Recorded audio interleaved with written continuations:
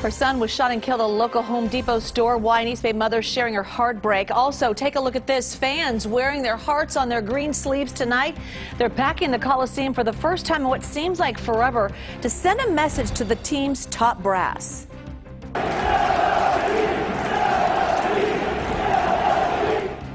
But tonight, the team has just taken another big step toward the Vegas Strip. A battle over bike lanes on the peninsula. Why business owners worry the new safety measures could cut off their customer traffic. The bike lane is effectively going to be here. So there's no way to cut across 4 lanes of traffic to come into my parking lot. Her son was shot by a suspected shoplifter at a Pleasanton Home Depot. He would explain that he was trained to locate shoplifters. Now, a Bay Area mother sharing her heartbreak with lawmakers on Capitol Hill. This is CBS News Bay Area with Juliette Goodrich. All right, let's start with the scorecard. The Oakland A's cleared a major hurdle in Nevada today in their effort to build a new stadium on the Vegas Strip. A bill providing $380 million in public funding for the project cleared the Nevada Senate today. It's still far from a done deal, though. The bill still needs approval from the Assembly and Governor, and MLB owners still need to sign off on the move itself. Well, this all comes on a day when the Coliseum is seeing one of its biggest crowds of the year.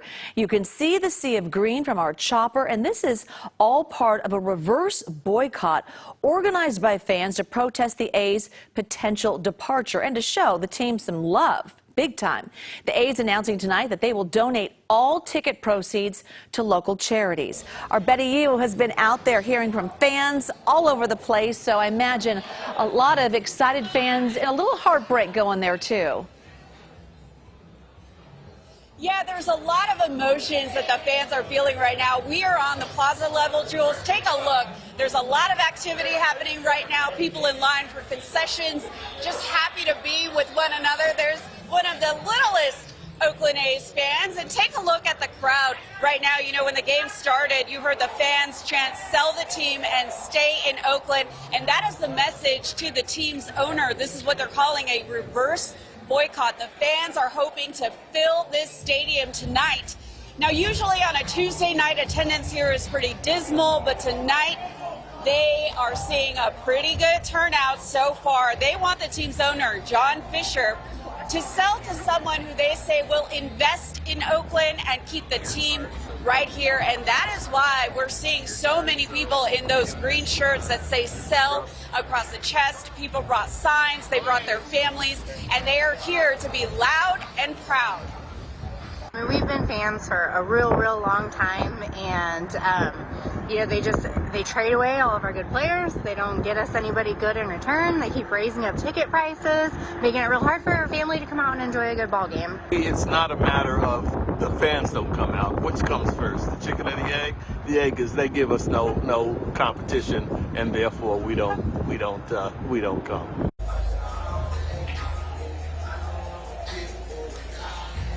And many fans tell us that tonight is really a chance for them to bond with one another. They haven't been in community and in solidarity with so many fans in a very long time. And Jules, I can tell you this is definitely, probably one of the most spirited crowds of the season.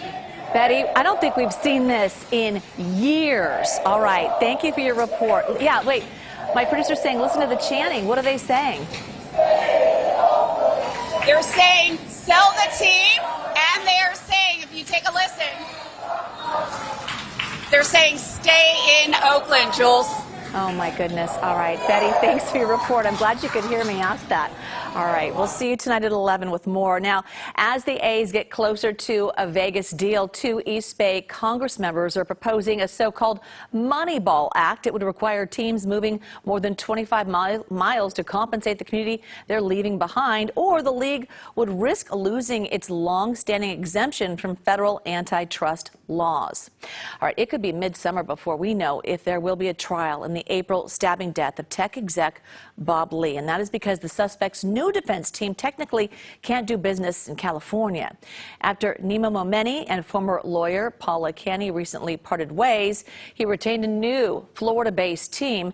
They're now in the process of getting cleared to practice here. They're also getting help from former San Francisco homicide prosecutor Tony Brass. I know this courthouse about as well as I could. And so I think that's a real contribution to this team. I think Mr. Momenti is comforted by that. Momenti has pleaded not guilty. The preliminary hearing to determine whether he'll stand trial is now set for the end of July. Emotional testimony on Capitol Hill today from the mother of a Pleasanton Home Depot employee shot and killed on the job. Our Ann Makovic is here in studio now with more on what she had to say to lawmakers. Ann. Yeah, Lori Mose was testifying at a hearing on retail theft today, describing the worst day of her life. Ohio Congressman Jim Jordan invited her to share her story after seeing a report from our own Betty Yu. Lori's son, 26-year-old Blake Mose, was shot and killed back in April after trying to retrieve a stolen item from a suspected shoplifter. She says her son started working at Home Depot last year and wanted to use his loss prevention experience to apply to the Newark Police Department. But she says she was deeply concerned about the dangers that her son was facing every day on the job. When I asked my son about the risk of his new job at Home Depot and if he was provided any personal protective equipment, he quickly would tell me no. Blake would tell me about the many weapons he had pulled on him, including knives and guns, by shoplifters. As a mom, my concerns began to grow at the lack of PPE had been issued by Home Depot. All of my concerns and fears were realized by one phone call. On Tuesday, April 18th, the voice over the phone declared that my son had been shot. I quickly called Eden Medical, where he had been transported, to get an update. I spoke with the emergency room doctor, and he simply told me to come as quickly as I could. I asked if I needed to gather my family, and he said yes.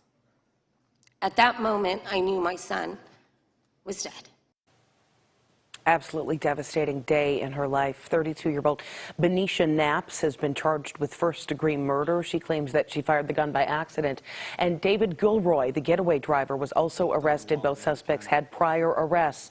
And at today's hearing, others were calling for a tougher approach to retail crime to try to prevent similar tragedies. The National Retail Federation says retail theft rose by 26% over the past year. And workers have reported an increase in violence tied to those thefts. Meanwhile, California lawmakers are considering a bill by State Senator Dave Cortese right now that would prohibit companies from requiring their employees to directly confront shoplifters. Her testimony was so heartbreaking. You could hear it in her voice, but what she did was such a strong thing, and maybe she will enact some change, and we'll hope. All right, Ann, thank you. Well, a pair of San Francisco leaders are pushing a proposal to ban guns from what they call sensitive places. Supervisor Catherine Stefani and City Attorney David Chu define those as hospitals, places of worship, movie theaters, parks, and even grocery stores. Allowing people to carry firearms in public areas increases the number of people who could be struck down by gun violence. It escalates otherwise human situations. Someone talking on a phone in a movie theater, someone playing loud music at a gas station. The proposal comes after a violent week in the city. 9 people were hurt in a shooting in the Mission District on Friday. The next day, 3 people were shot at a nightclub. Just yesterday, there was a shootout near Precita Park in Bernal Heights. Witnesses told Mission Local an SUV pulled up and someone inside shot at a man standing near the park. There are no reports of anyone hit. But at least some guns are off the streets of San Francisco tonight. Police say they arrested an illegal supplier and seized several firearms and various drugs from his home. Well, gun violence will be a major topic when First Lady Jill Biden speaks in San Francisco tonight. She is expected to take the stage anytime now at the Giffords Law Center.